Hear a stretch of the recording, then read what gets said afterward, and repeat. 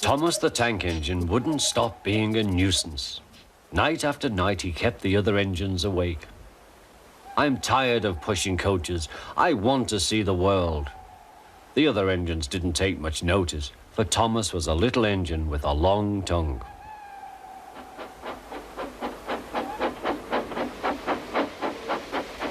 But one night, Edward came to the shed. He was a kind little engine and felt sorry for Thomas. I've got some freight cars to take home tomorrow.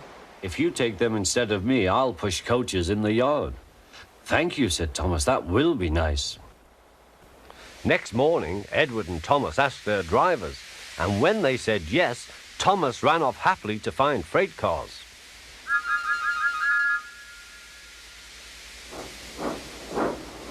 Now, the freight cars are silly and noisy. They talk a lot and don't attend to what they are doing. And I'm sorry to say they play tricks on an engine who is not used to them. Edward knew all about freight cars. He warned Thomas to be careful, but Thomas was too excited to listen.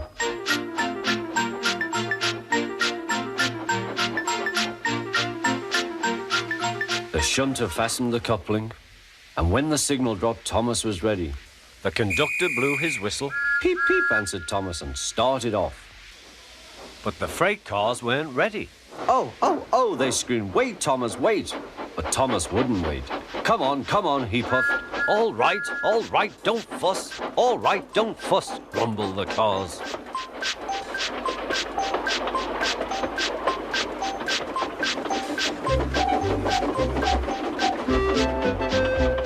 Thomas began going faster and faster. Whee! He whistled as he rushed through Henry's tunnel.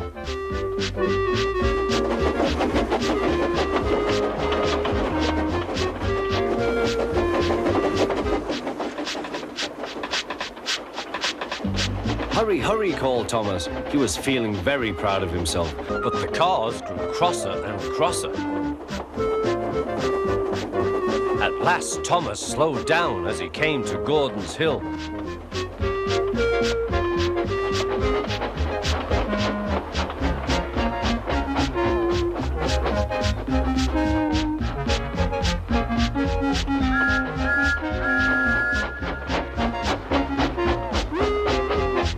Steady now, steady, warned the driver as they reached the top. He began to put on the brakes. We're stopping, called Thomas. No, no, no, answered the cars, bumping into each other. Go on, go on. Before the driver could stop them, they had pushed Thomas down the hill and were rattling and laughing behind him. Poor Thomas tried hard to stop them from making him go too fast. Stop pushing, he hissed. But the cars took no notice. Go on, they giggled in their silly way.